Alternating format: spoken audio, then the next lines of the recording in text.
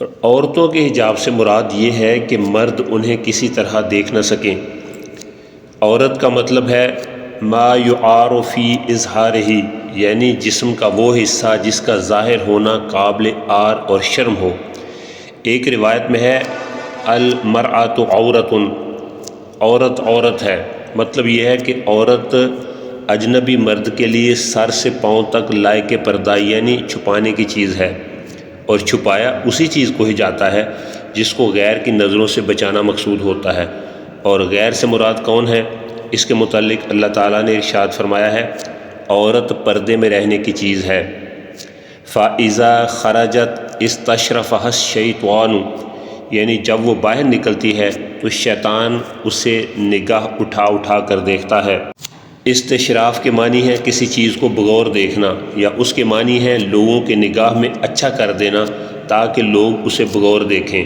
یعنی عورت جب بے پردہ ہوتی ہے تو شیطان لوگوں کی نگاہ میں اسے بھلی کر دیتا ہے کہ وہ خواہ مخواہ اسے تکتے رہتے ہیں۔ اب سوال یہ ہے کہ پردہ صرف عورتوں کے لیے ہی کیوں؟ تو آئیے اس کا جواب ڈھونڈتے ہیں۔ سب سے پہلی بات یہ ہے کہ عورت گھر کی دولت ہے، اور دولت کو چھپا کر گھر میں رکھا جاتا ہے۔ ہر ایک کو دکھانے سے خطرہ ہے کہ کوئی چوری کر لے، اسی طرح عورت کو چھپانا اور غیروں کو نہ دکھانا ضروری ہے۔ نمبر 2، عورت گھر میں ایسی ہے جیسے چمن میں پھول، اور پھول چمن میں ہی ہرا بھرا رہتا ہے، اگر توڑ کر باہر لایا گیا تو مرجھا جائے گا۔ اسی طرح عورت کا چمن اس کا گھر اور اس کے بال بچے ہیں، اس کو بلا وجہ باہر نہ لاؤ ورنہ مرجھا جائے گی۔ عورت کا دل نہایت نازک ہے، بہت جلد ہر طرح کا اصل قبول کر لیتا ہے، اس لیے اس کو کچی شیشیاں فرمایا گیا ہے۔ نمبر 3، ہمارے یہاں بھی عورت کو صنف نازک کہتے ہیں، اور نازک چیزوں کو پتھروں سے دور رکھتے ہیں کہ ٹوٹ نہ جائے۔ غیروں کی نگاہیں اس کے لیے مضبوط پتھر ہیں، اس لیے اس کو غیروں سے بچاؤ۔ نمبر 4، عورت اپنے شوہر اور باپ دادا بلکہ پورے خاندان کی عزت اور آبرو ہوتی ہے، اور اس کی مثال سفید کپڑے کی سی ہے۔ سفید کپڑے پر معمولی سا داغ دبا دور سے چمکتا ہے، اور غیروں کی نگاہیں اس کے لیے ایک بدنما داغ ہیں، اس لیے اس کو ان دبوں سے دور رکھو۔ نمبر 5، عورت کی سب سے بڑی تعریف یہ ہے کہ اس کی نگاہ اپنے شوہر کے سوا کسی پر نہ ہو، اس لیے قرآن کریم نے حوروں کی تعریف میں فرمایا قاصرات الطرف، یعنی شوہر کے سوا کسی کو آنکھ اٹھا کر نہیں دیکھتی۔ اگر اس کی نگاہ میں چند مرد آ گئے تو یوں سمجھو کہ عورت اپنے جوہر کھو چکی، پھر اس کا دل اپنے گھر بار میں نہ لگے گا، جس سے یہ گھر آخر تباہ ہو جائے گا۔ بعض لوگوں کا یہ اعتراض ہے کہ عورتوں کا گھروں میں رہنا ظلم ہے، جب ہم باہر کی ہوا کھا سکتے ہیں، باہر آ جا سکتے ہیں، تو وہ کیوں نہیں؟ تو اس کا جواب یہ ہے کہ گھر عورت کے لیے قید خانہ نہیں ہے، بلکہ اس کا چمن ہے۔ گھر کے کاروبار اور اپنے بال بچوں کو دیکھ کر وہ ایسی خوش رہتی ہے جیسے چمن میں بلبل۔ گھر میں رکھنا اس پر ظلم نہیں بلکہ عزت و عصمت کی حفاظت ہے، اس کو قدرت نے اسی لیے بنایا ہے۔ بکری اسی لیے ہے کہ رات کو گھر رکھی جائے، اور شیر، چیتا اور محافظ کتا اس لیے ہے کہ ان کو آزاد پھرایا جائے۔ اگر بکری کو آزاد کیا تو اس کی جان خطرے میں ہے، اس کو شکاری جانور پھاڑ ڈالیں گے۔ سورہ الاحزاب آیت نمبر 33، وَقَرْنَ فِي بُيُوتِكُنَّ وَلَا تَبَرَّجْنَ تَبَرُّجَ الْجَاهِلِيَّةِ الْأُولَى، اور اپنے گھروں میں ٹھہری رہو اور بے پردہ نہ رہو جیسے اگلی جاہلیت کی بے پردگی۔ یہاں پہ اگلی جاہلیت سے مراد اسلام سے قبل کا زمانہ ہے، اسلام سے پہلے کا دور ہے۔ اس زمانے میں عورتیں اتراتی تھیں اور بناؤ سنگار کرتی تھیں اور مردوں کے سامنے جاتی تھیں، لباس ایسے پہنتی تھیں جن سے جسم کے اعضاء اچھی طرح دیکھے جا سکتے تھے۔ اسلام نے عورت کو پردے اور حجاب کی صورت میں جو عظمت اور سربلندی عطا کی، عہد رسالت کی بلند ہمت عورتوں نے اسے اس قدر اپنایا کہ حجاب آزاد مسلمان عورت کی علامت بن گیا۔ چنانچہ حضرت سیدنا انس بن مالک رضی اللہ تعالیٰ عنہ کا بیان ہے کہ حضور صلی اللہ علیہ وآلہ وسلم نے خیبر اور مدینہ منورہ کے درمیان 3 دن قیام فرمایا۔ اسی دوران حضرت سیدنا صفیہ رضی اللہ تعالیٰ عنہا کو اپنے حرم میں داخل فرمایا۔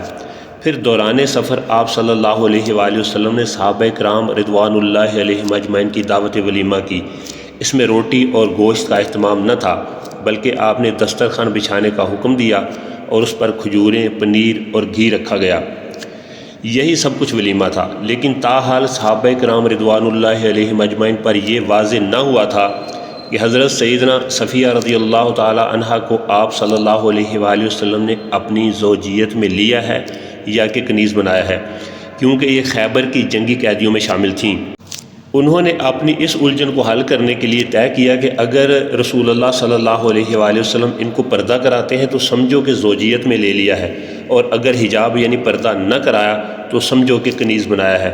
جب قافلے نے کوچ کیا تو آپ صلی اللہ علیہ وآلہ وسلم نے اپنے پیچھے حضرت سیدنا صفیہ رضی اللہ تعالیٰ عنہ کی جگہ بنائی اور ان کے اور لوگوں کے درمیان پردہ تان دیا۔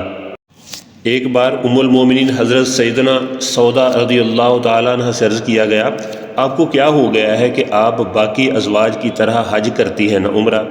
آپ رضی اللہ تعالیٰ عنہ نے فرمایا، میں نے حج اور عمرہ کر لیا ہے، چونکہ میرے رب نے مجھے گھر میں رہنے کا حکم فرمایا ہے، لہٰذا خدا کی قسم اب میں موت آنے تک گھر سے باہر نہیں نکلوں گی۔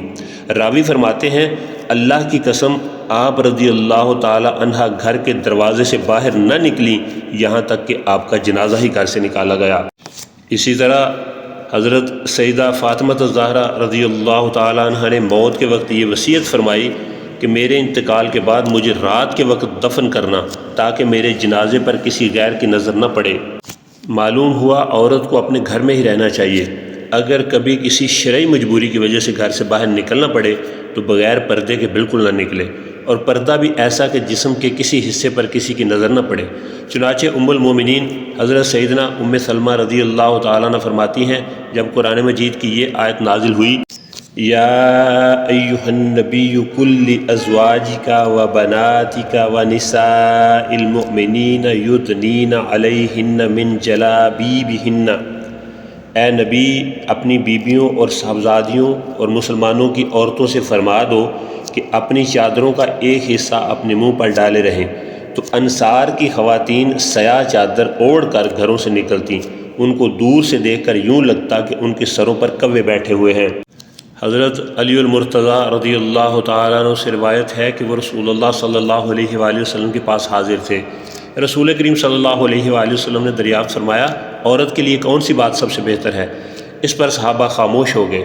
حضرت علی کہتے ہیں، میں نے واپس آ کر حضرت سیدہ فاطمہ الزہرا رضی اللہ تعالی عنہ سے دریافت کیا کہ عورتوں کے لیے سب سے بہتر کیا چیز ہے، تو انہوں نے فرمایا، نہ وہ مردوں کو دیکھیں اور نہ مرد ان کو دیکھیں۔ تو میں نے جواب رسول اللہ صلی اللہ علیہ وآلہ وسلم سے ذکر کیا، تو آپ صلی اللہ علیہ وآلہ وسلم نے ارشاد فرمایا، فاطمہ رضی اللہ تعالی عنہ میری لخت جگر ہے۔ حضرت سیدہ فاطمہ الزہرا رضی اللہ تعالیٰ عنہ نے ایک دفعہ حضرت اسماء بنت امیس رضی اللہ تعالیٰ عنہ سے کہا کہ مجھے حیا آتی ہے کہ جب میرا انتقال ہو تو لوگ مردوں کے تخت پر لٹا کر اور ایک کپڑا اوڑھا کر مجھے کندھے پر اٹھا لیں، اس لیے اندیشہ ہے کہ کپڑے کے اوپر سے میرا جسم ظاہر ہو۔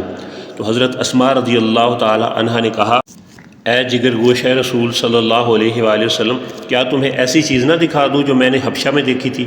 تو حضرت سیدہ فاطمہ الزہرا رضی اللہ تعالیٰ عنہ کہتی ہیں، کیوں نہیں، ضرور۔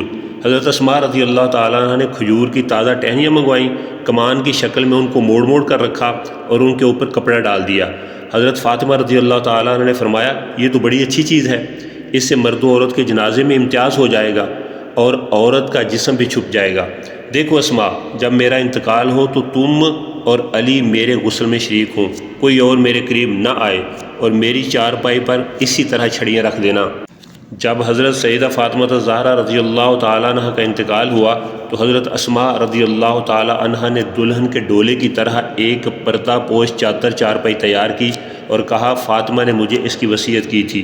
ان روایات سے اندازہ لگایا جا سکتا ہے کہ حضرت فاطمہ رضی اللہ تعالیٰ عنہ پردے کا کتنا زیادہ اہتمام کرتی تھیں۔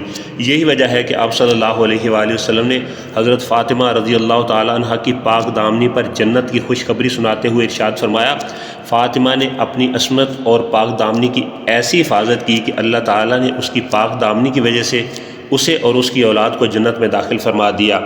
ام المومنین سیدہ عائشہ صدیقہ رضی اللہ تعالیٰ عنہ فرماتی ہیں، ہم رسول اللہ صلی اللہ علیہ وآلہ وسلم کے ساتھ سفر حج میں حالت احرام میں تھیں۔ جب ہمارے پاس سے کوئی سوار گزرتا تو ہم اپنی چادروں کو اپنے سروں سے لٹکا کر چہرے کے سامنے کر لیتی، اور جب لوگ گزر جاتے تو ہم چہرے کھول لیتی۔